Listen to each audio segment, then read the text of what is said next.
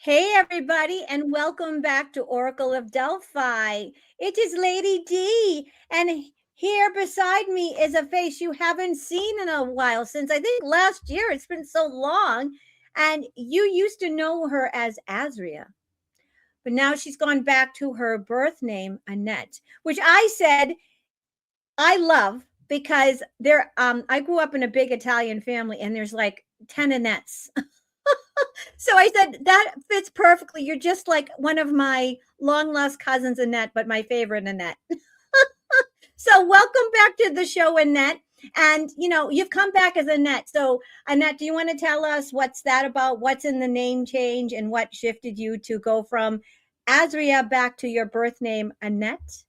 And welcome to the show. Hi everyone, and thank you so much, Dee, for having me back. And I know some of you guys would have followed before, and trust me, the pink hair will be coming back. You may have like, she's a bit too blonde there, but no, the pink hair will be coming back. It's just I wasn't looking after it, and it wasn't doing very well. So back to the natural color and the natural name. So the name Azria I was using for quite some time, but very much aligned with like my higher self, if you like. But the thing is that one of the things I've discovered over the past few months is there's a lot of frequency within words. I mean, some people say like words are spells because it's spelling. And where I've been doing, as I said, a lot of work on myself over the past, to say, 6 or 7 months, because there was a lot of changes in my personal life, should I say, and it made you do kind of like the whole reflection. And without going too far into the personal stuff, it was just, there was something that didn't quite sit right with me.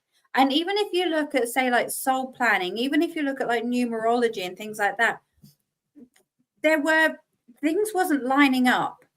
And so I started doing a bit of digging myself to say, well, what else is there? And as soon as I started using the name I was given at birth, because again, we could talk about this for quite some time in regards to like the name your mother gives you, because clearly there's an element there of it's not just maybe a name that she picks out of the sky. There's that huge connection that when you're in that uterus and when you're connected to the much higher self within that time, there are those connections, there are those messages that come through, and that's who you arrive in this world as that Annette, as that Anne, as that Delphi, as that whoever obviously the name is. So with changing that, even if like you're known as I can't think of like William, sometimes is known as Dick, and sometimes if you was it Tony, some people just call them T, and so on and so forth. That's not necessarily the full name. And as soon as I kind of started feeling into, well, hold on a minute, how about maybe the identity? Because I know we've had some amazing shows, and Dee, I know you've spoken about it quite a lot, and we've spoken about on previous shows, the whole living authentically. To me, I wasn't living authentic because that wasn't me. I mean, most of my life I've been running away from various names, and again, I'm not going to go too far into that. I've got various blogs on my Substack page and things like that, which go into a little bit more detail. But for the purposes of this, and I welcome you guys to like have a look as well, because when we live in our authenticity, we live in that frequency of our name. And that's certainly something I've personally learned. So talking from personal experience. So thank you so much for giving me the time to say that, Dee, because I personally feel that it's something that is quite important. And you could even take it as far as nicknames. I know I've been given a few nicknames over the years, and probably ones I don't even know. Oh, I'm sure I got a few epithets. I'm sure. So yeah, there's been those as well. So again, it's not necessarily something you may resonate with. I mean, Asri is still around, and I absolutely bless her and thank her and honor her for her bringing me to this part of my life and my journey. I truly do. I also honor the name I had, the full name I had at birth. Again, I truly do, because again, we're talking about first names and surnames, and then you got first names, middle names, and surnames, and so on. So for me, it has been a lifelong journey, but I finally settled down and feel true and authentic for the first time in 40 odd years. So it's wonderful. And thank you for having me back. Oh, absolutely. No, there is a lot of energy to her name. I just look at, if you just look at my name, for instance, it's Delphine, Oracle of Delphi. I don't think it's a coincidence that I was born a psychic and intuitive with the name Delphine, which is derived from the Oracle of Delphi, who was the soothsayer, the oracle to the gods back in Greek mythology. So yeah, there is definitely a resonance to the name, to your name. So I definitely understand that. And I love that, especially now, because with this ascension and the energies now, we are really kind of saying goodbye to our old selves. And there's like you'll say, like a proverbial, a metaphorical death to our old self, on our old self. So it would make sense that if we are, you've done a lot of changing, and you realize, and you've done a lot of soul searching, and you realize where you weren't being true to yourself or authentic with yourself, and you said, I'm going to go back to my birth name. Kudos to you. And, good for you for taking the ball by the court, taking the lead, because there is a lot of power and energy with the name. Absolutely. So good for you. And I love that. I also have to say, I absolutely adore the name of the book. I'm going to bring it up on screen. So this is Annette's book, The Frequency of Truth, Exploring Consciousness, Coherence, and the Hidden Architecture of the Multi-Dimensional Human. Wow. First of all, beautiful cover. I absolutely love the truth. I love the truth, but I love the name. The name is phenomenal. Can you tell us about where you got the name, and who wrote, you wrote, obviously you changed your name, and how did you come up with the Frequency of Truth, the name, and what inspired you to write a book? Thank you. What inspired me really is that some of you guys may know I've been obviously doing some it was known as alien DNA work back then. So really looking at the frequency between looking at the frequency of an individual and tuning into that and finding out if it related to any particular star being, etc. So and then feeding that back, seeing what other behaviors and elements and that came in with it, which I've been doing over the past 8-9+ years now.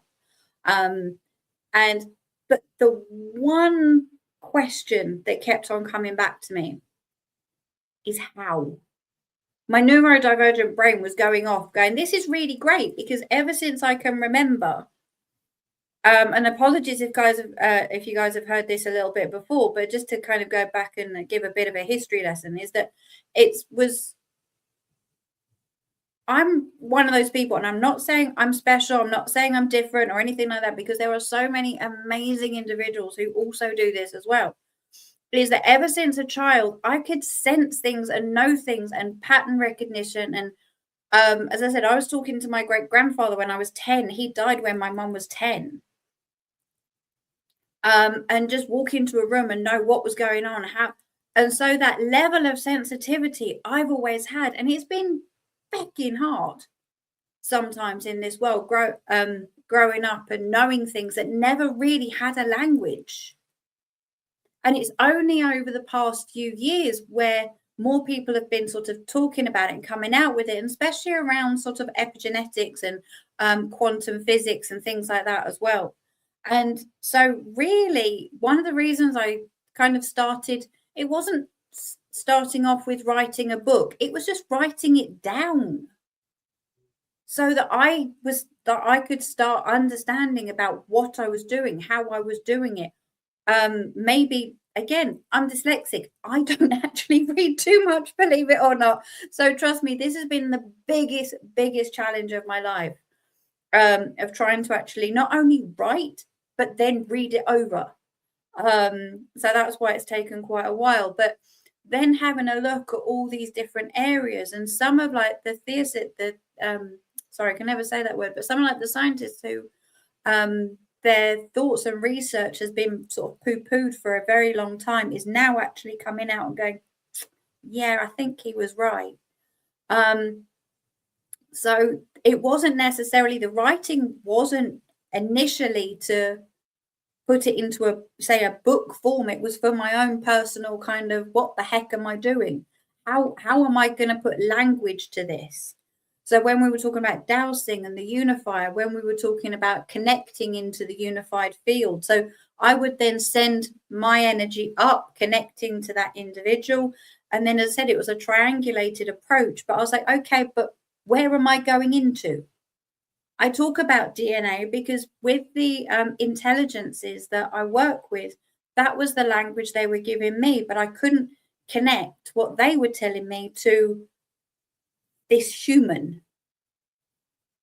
So really that's when I thought, well, if I'm asking these questions, are other people asking them too? Mm-hmm. And that's why I really hope that the way in which I've written this is that it is exploring. It's exploratory. I'm not saying this is the definite, this is exactly what's going on and you have to do it this way. It's not like a doctrine or anything like that. It's putting 40 odd years of lived experience against the little bit of science that I've kind of been looking into over the past few years, and put that together and actually started to find language to call certain things. Like, for an example, the archetype intelligences that sits within the unified field. And it, to me, my brain works quite in stages. That's why I was like a project manager for years. So it's like, yes, I could do that step, then that step, then that step. To me, that makes sense. So, and then the name, well, I could say it was given. It was transmitted, it was downloaded, whatever, again, terminology you want to use. It was one that kept on coming up, because at the end of the day, we are going into an area of truth. And a lot of us have been living, I'm going to get a bit emotional. Sorry, living like this for a long time. Mm-hmm. It's okay. I get emotional all the time. I don't think it hits you sometimes until, like, it's like now that the project is done, I think it's hitting you now. Pretty much. Yeah.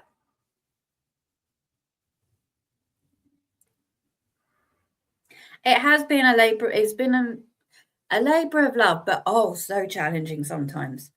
Again, if somebody had told me, that this, at school, I was the little kid in the corner of the classroom who was staring outside, and she was trying to talk to the birds, because actually what was on I'm going to say a blackboard, not a whiteboard, on the blackboard, I couldn't understand what the frick the teacher was saying.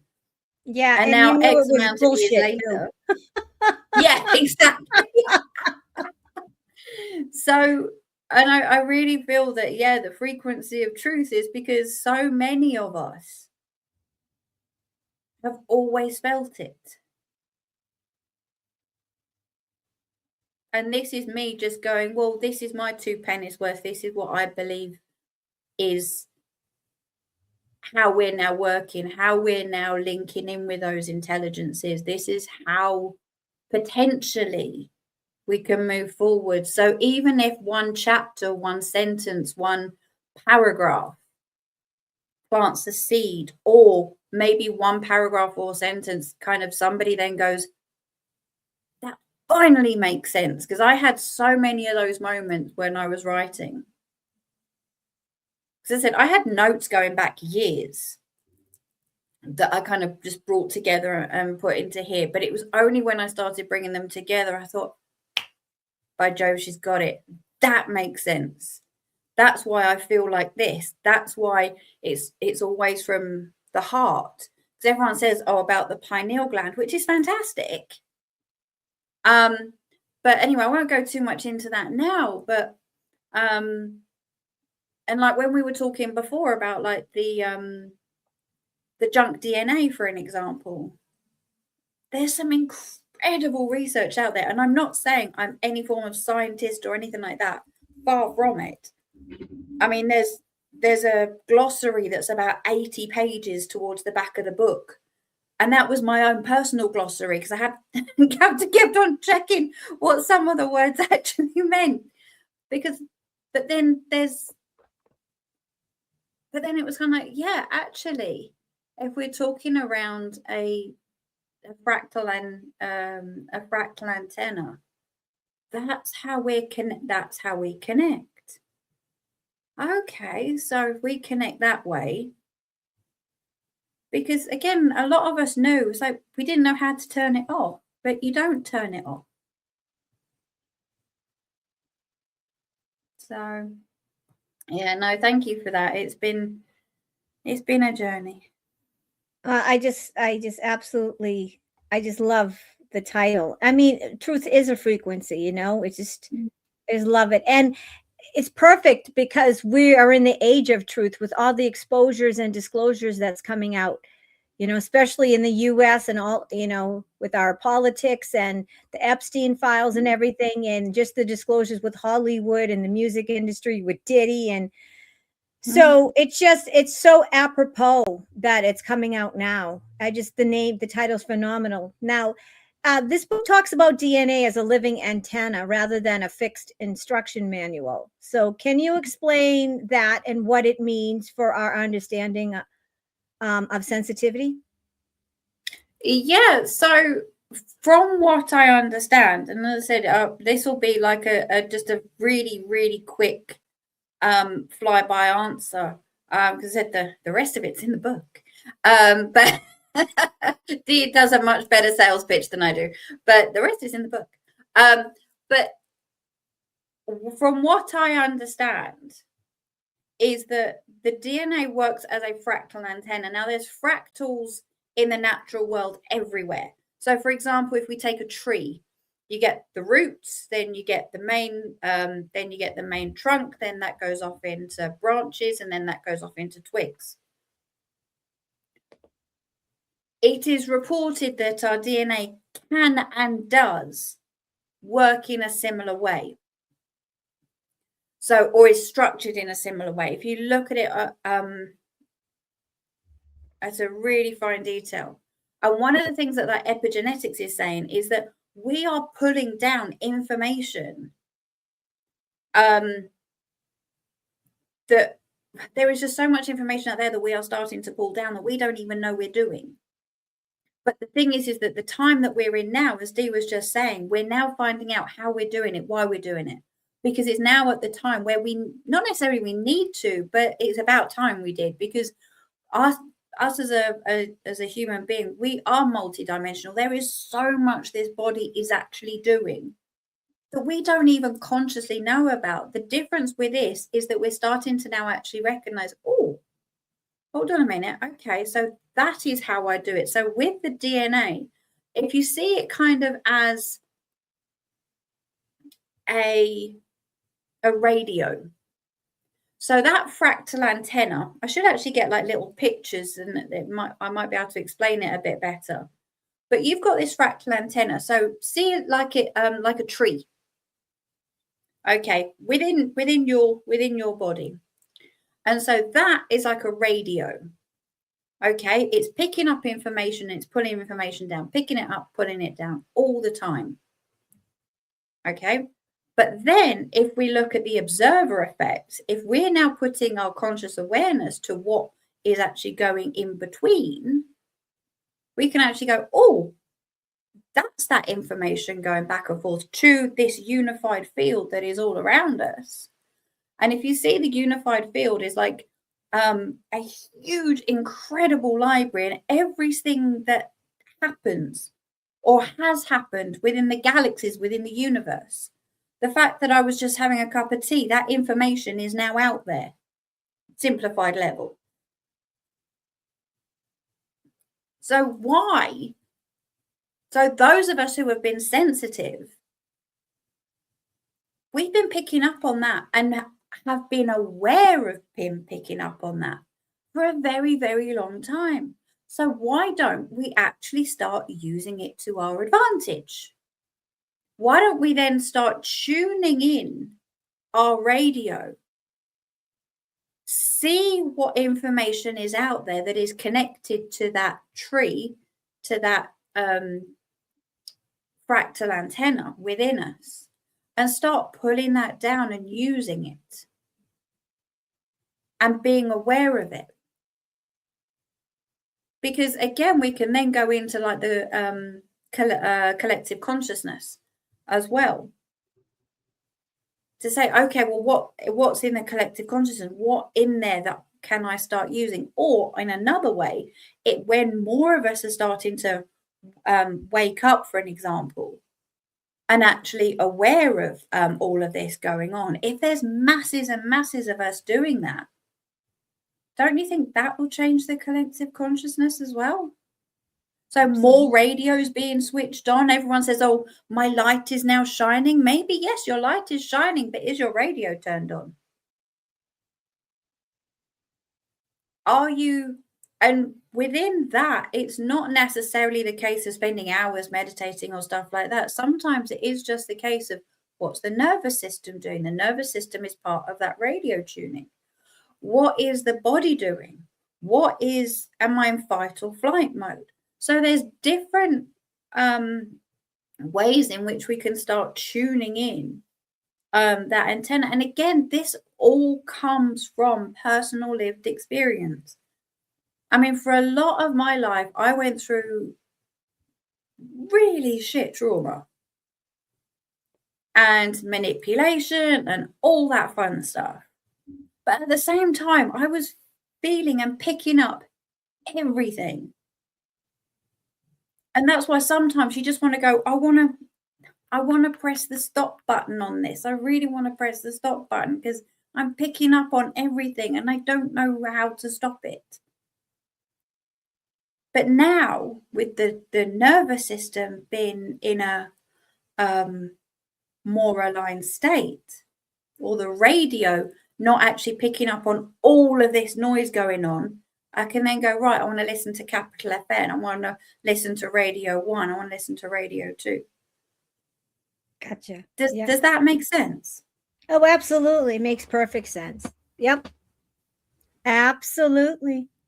It does. It does. By the way, your nails are beautiful. I love that color. Ah, thank you. Thank you. They're gorgeous. I love the turquoise, and do they have sparkles in them? Put them up in the camera. You definitely have to go for a little bit of bling. Oh my God, that's me. I love sparkles. I love sparkles. Every time I don't get my fingernails done, but I get my tootsies done. I get pedicures, and I always do sparkles. Maybe I need to start getting always have to sparkle. Yeah, you would think it would be the other way around since my hands are on camera.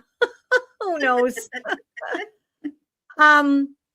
So in the book, you made a distinction in the book between the archetypical frequencies like Pleiadian, Arcturian, or with me, the Andromedans and the mermaids, and the scholars / the council. So who you work with directly, can you walk us through the difference between each of those?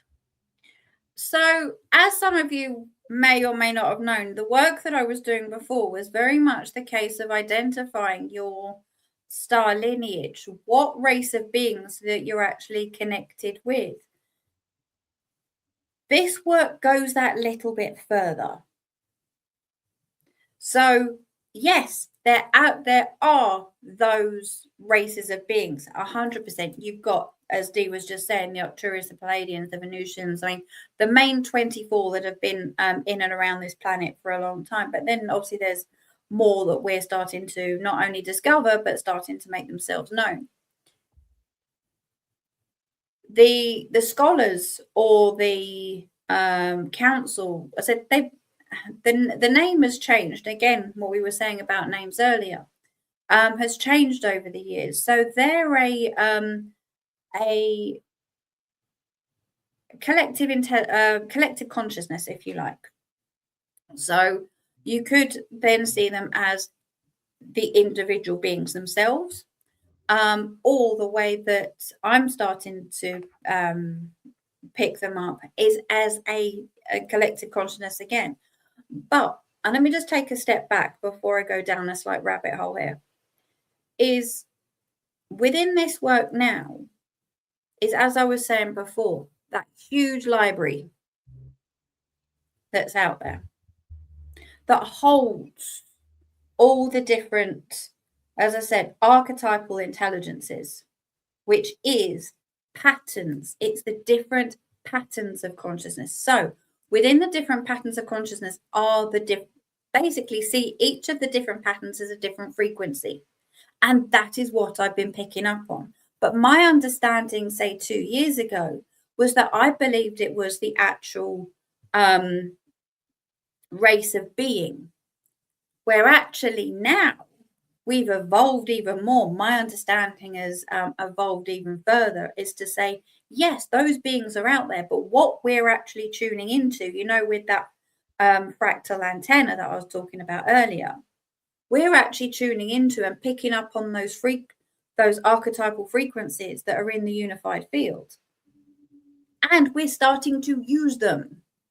So again, if you pick up on the observer effect, they're there. Once they're observed, we can actually bring them in and utilize them.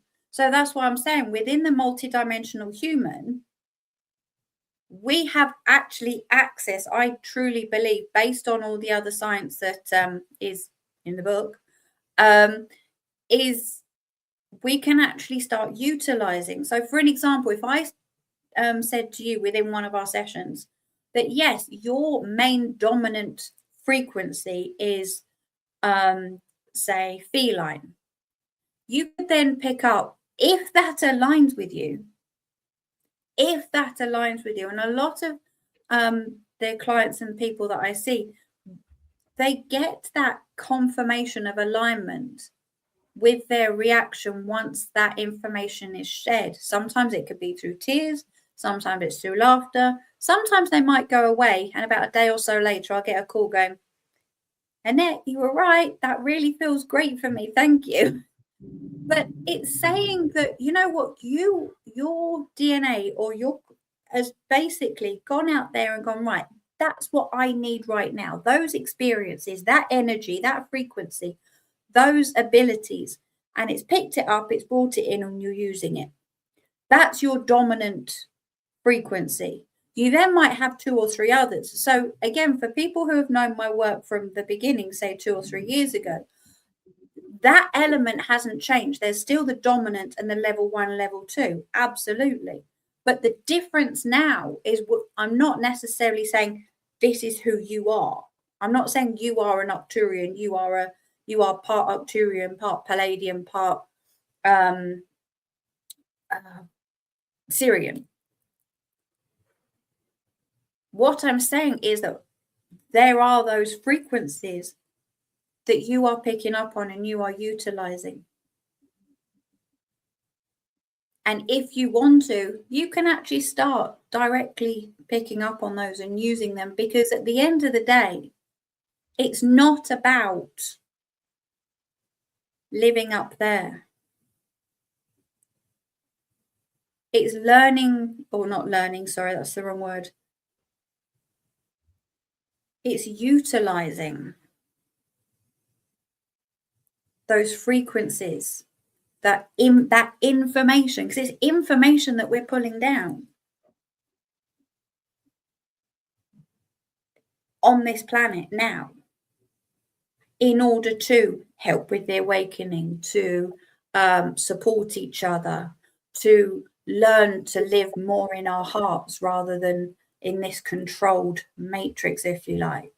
Because more and more is that we are tuning into ourselves. So it's not something out there that's that we're looking for the answers, because, which is the main focus of this, is those who have always felt too much have never been broken. We're just learning to figure out what it is we're tuned into and using it, because it's us as individuals. Your higher self is very much still there. That is there. We're just going, right, I want that book, and I want that book, and I want that book. And if you're dyslexic like me, you're like, yay, I don't need to read it. That's what playback of books, what do you call it? What's that Audio book? They're the audio books are for. Yeah. Beautiful. I love it. So Azria, see, I'm still calling you Azria. Annette, it's going to take me a little while. Annette, there's a contact event in part 4 on the beach in Portugal.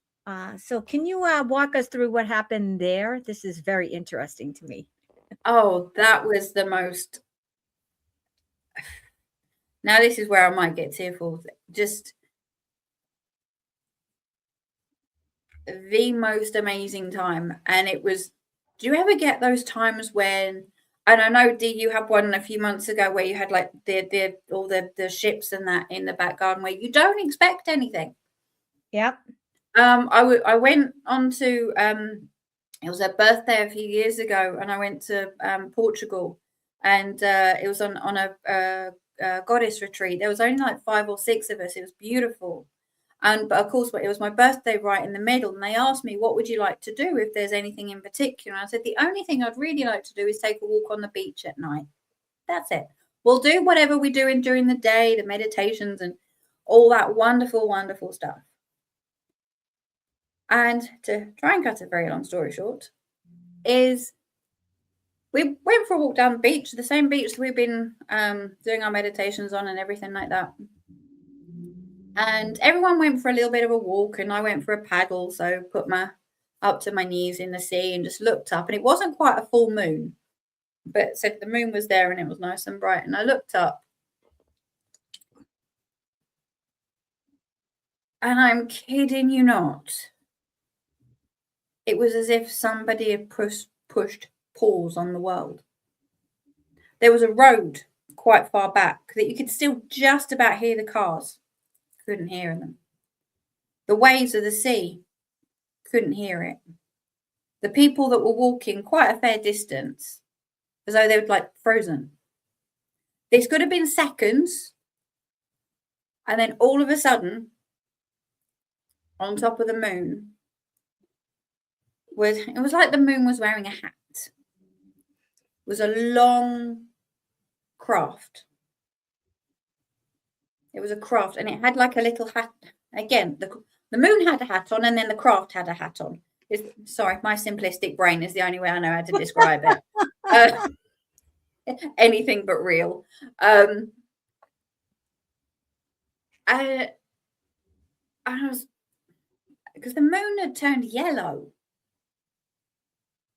And I was like, no, that was like brilliant bright white. And all of us, as I said, as soon as I realized that the world had kind of gone on pause, I looked up. The moon was yellow. There was a craft there that I can only said, as I had a hat on. And the only, I'm trying to cry again. The only time I'd ever felt like that was when I was a child at some point. And I remember having a visitation then. And your whole body, your whole system feels it from your bones. And I was just like, I'm home.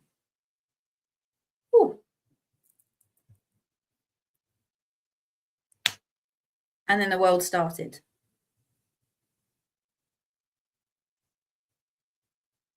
And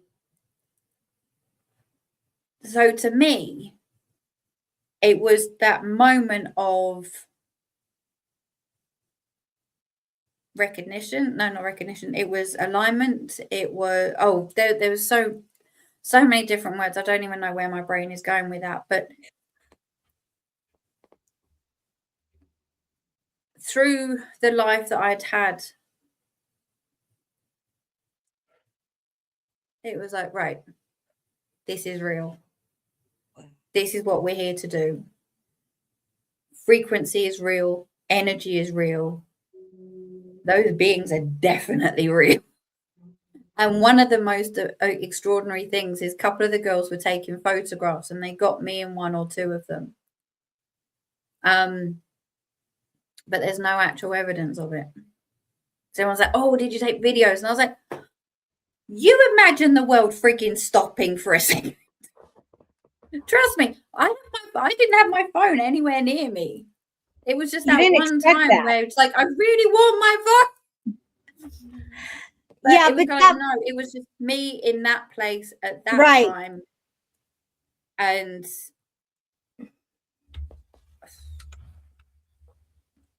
it was just a culmination of everything. And ever since that time is when a lot of this work started. And then the second realization is when I came back to myself. Yeah, that was for you. That wasn't for the world. Like, if it was meant for the world to see, it would have lasted longer and you would have had a camera or your phone there. But that was for you. That was a little birthday present for you to let you know you're not on your own. And that was just a personal moment of your star family letting you know that they're there and you're not alone. That's beautiful. I love it. I love it. They do hide behind the moon because Azria, I keep on saying Annette. You know, and you know what? Full disclosure, folks. Just because Annette hasn't been on screen with me, I talk to her a few times a week. And I've been really good at calling you Annette. And why is it now that we're on camera, I can't call you Annette? But I just want to bring to your attention that it was a year ago, this month in a few days, that I went over to the UK and met you and your mom at Jessic. And we saw a bunch of spacecraft, and they do hide behind the moon, as we know. Definitely. Well, that's when I found out that that's what they do. Yeah, I think they use the energy of the moon, and that night they were hiding because I think the word got out, and the military that wasn't not the nice part of the military was trying to let's say dissuade them from showing themselves, but that didn't work. Oh, they were definitely there and making their presence known, which was incredible. I just can't believe that was a year ago. That's crazy. I know. Isn't that crazy? It feels like I've known you forever. Yeah, it does. And then it just, I can't believe it's a year ago. Wow. Unbelievable. That was a huge experience. That was a huge experience. And there was one point, if you remember, me and your mom were on the balcony and the TR3B came right up to us and they blasted that energy wave that woof when we moved back. Yeah. Remember that? That was just for us because we knew somebody on that ship. And yes, I think that was for you. Yeah. Yeah, that was for me. And you're watching my beloved. All right.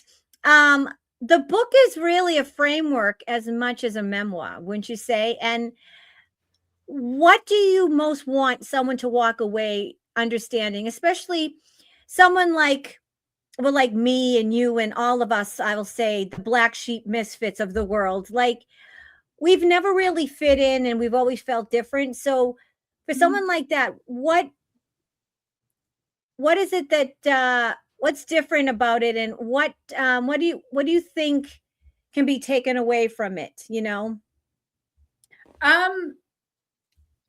The main thing is that you're not broken. The main thing is, I mean, I truly hope that I've taken in a few things into account. So it's not a book that you necessarily read page by page, because trust me, I don't. And so, and the way it's laid out is that it's not, again, for those of us who don't necessarily enjoy reading too much, that it's written in a way where there's not huge, great big portions of text as well, and that you can literally just flick through it and open in parts and see maybe what you need to see, how you need to see it, or maybe that day something will resonate with you, because, and hopefully using the kind of language that, because I said I didn't understand this a few months ago, so I hopefully have written in it just plain English, because there is so much information out there. And I'm not saying, yeah, this is kind of like the be all and end all, but I've hopefully written it in such a way that even my brain understands it. And so that, you know what, you don't necessarily have to, I said, be the like brain of Britain or anything, but it's, if you pick up, say, 2 or 3 paragraphs and go, that's it, that's what I'm feeling, or, oh, that's maybe what I need to try, or, oh, I've never thought of it that way. Because trust me, all of those I've had throughout this whole experience. I mean, I was doing lots of writing, and then I had to put it down for a few weeks because I was burnt out. There's so much information. So hopefully, as I said, it's in a way that it's not going to cause burnout. You can keep on going back to it. Maybe you read a couple of bits and then come back to it in another couple of weeks, something like that. But the main thing, as I said, is that realizing that more of us are going through this. More of us aren't broken. We never have been. We were just tuned into a world that is only now starting to exist. We come from a world where we feel we start from here, where we came into a world where it starts from here and here. So within here, our connection has already been made. This is just giving you language that maybe you didn't have before. And then one final thing is that the language used in this book now will change again in 5, 10, 15 years. I'm sure. Because I know the journey that I've been on when I started 5 or 6 years ago. As I was saying, the frequencies that I was picking up, I understood as being the beings themselves, and it goes far beyond that now. This is picking up frequencies of information. This is picking up frequencies of the different consciousnesses. I can never say that word, consciousnesses. That's out there that we can then use, because you know what, our antenna's already there. It doesn't need activating, it doesn't need switching on. It's already doing its job. It always has been. It's just about tuning the frequency a little bit. I have off days, everyone has off days, but then it's kind of then coming back and retuning, realigning.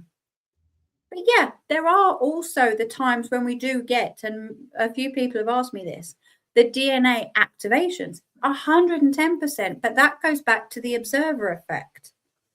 As we are now aware and observing that energy is coming in, that is helping us stabilize and strengthening that fractal antenna.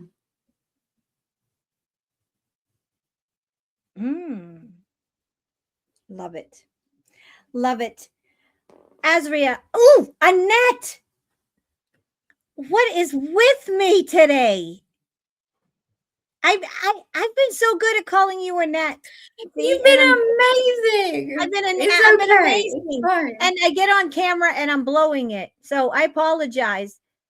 So Annette, what does the frequency of truth feel like, and how do you know you're in the frequency of truth? Here's a question. Oh, I love it. I love it. I think that you are in the frequency of truth because that you're in your own truth. What does it feel like? It feels like whole. For everyone, it's going to feel different. Like an aha moment to some people, like, ooh, It is an that aha resonates. moment. Yeah. It is an aha moment. It's that moment where you stop pretending. You stop masking. You stop over explaining. You stop. And I mean, you don't have to do all these things all at once. Trust me, it's taken me years. But it's that moment where, I mean, if you say feeling, it's that warmth. To me, it was that warmth.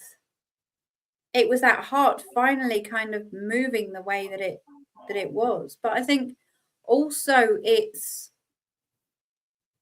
as Dee just said, it's that aha moment that will feel different for different people because it's your truth. You might read this book, you might read another book and go, okay, yeah, that's great. Does that align with me? Yes or no? But how does it feel? Feels fucking amazing. I love it. And it's different for everyone. It's very individual. Like some people get, the hair stand up in the back of their neck, or they get the shivers, or all their hair stands up on their body. Or it's just like you said, that fucking amazing feeling when you just said, I know this is true. You just know it. You just know it. I love it. Because I also think that like a lot of the time is that we've had so many of these experiences through our lives where you're like, I know that, say, that person isn't telling the truth, or I know that doing that is the right thing to do. But we've gone off somewhere else, or whatever. I mean, we could open up a huge can of worms here, and probably the way my brain is going right now is quite easy to do. But it's, as you said, it's that, how does that feel?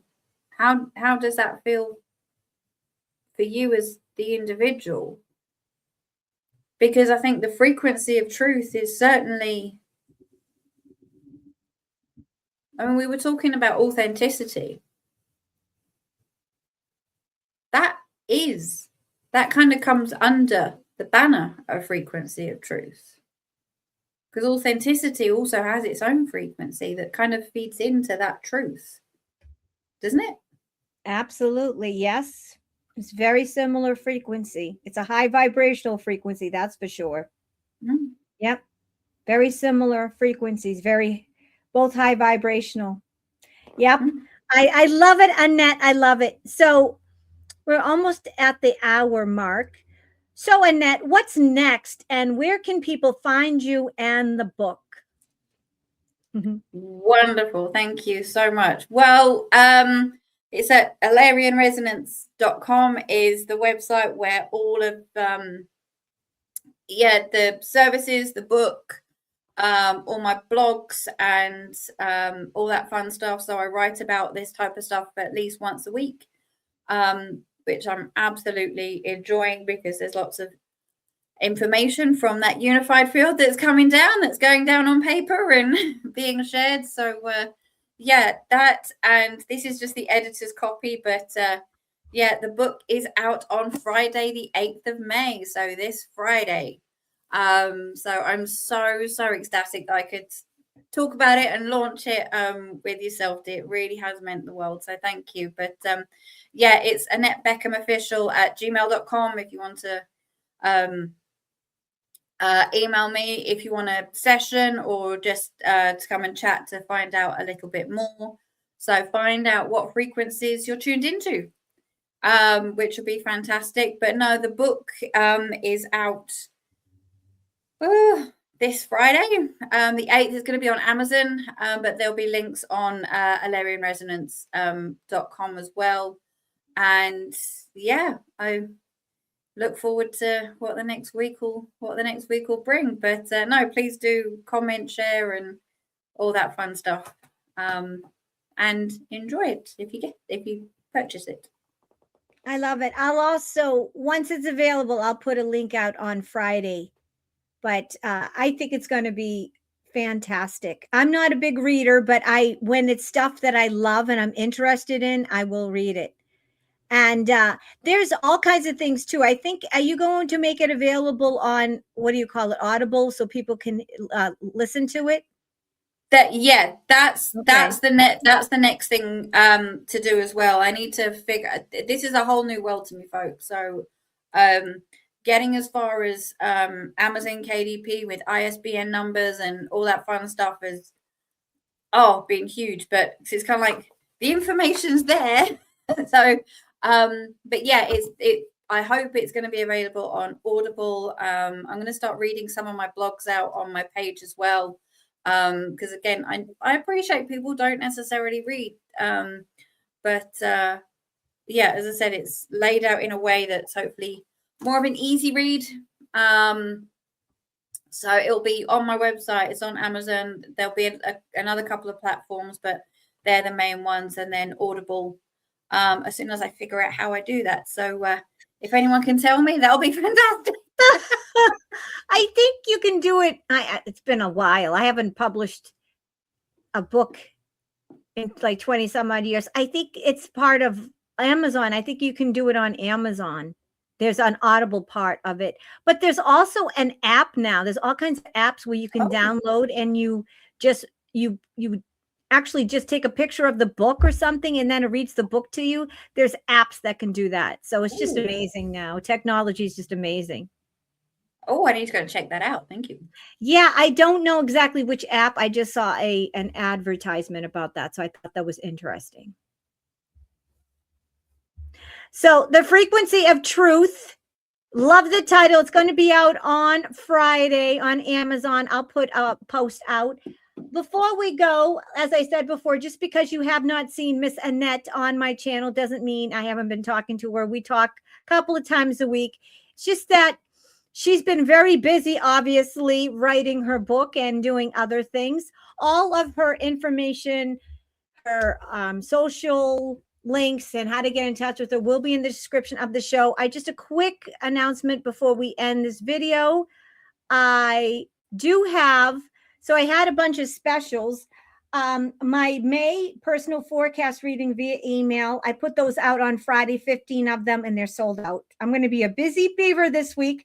However, I do want to say the May email special, there's 5 left. I put out 15 and I sold 10 within 2 days. So there's 5 left. And once they're sold out, once I'm done, I'm done. Once they're gone, they're gone.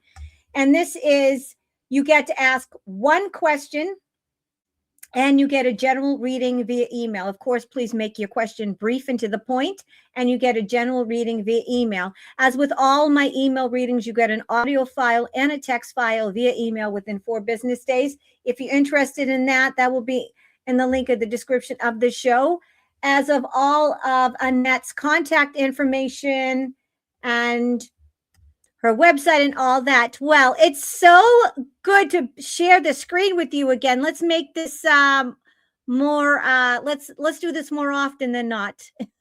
Oh, it's been so wonderful to be back, lovely. I really, really appreciate this. It's been, as you know, quite a journey. Journey. So hopefully it will stay as always open-minded, always exploring. And I think being curious is the key. There we go. And I would love to come back. So thank you so much. It's been amazing being on screen. And it's always lovely chatting to you, honey. So that's cool. I love it. I'll have to have you and the rest of the UK, US Soul Sisters back on. It's long overdue. Yeah. So again, The Frequency of Truth by Annette Beckham. I love it. So it will be out on Friday. Just the title alone is magnificent. I will be reading it, and so we will have all the links on. I will post it out on Friday. Make sure you like, share, and subscribe to this video. Annette has her own YouTube channel. It was Azria, and now it's known as Annette, right? That's the name of your YouTube channel, it's Annette. Yep, Annette Beckham Official. Yep, lovely. Thank you. I love it. All right, my Soul Tribe family, please like, share, and subscribe, and you'll be seeing a lot more of Annette on this channel. Until then, we wish you the best. God bless, and take care. Bye.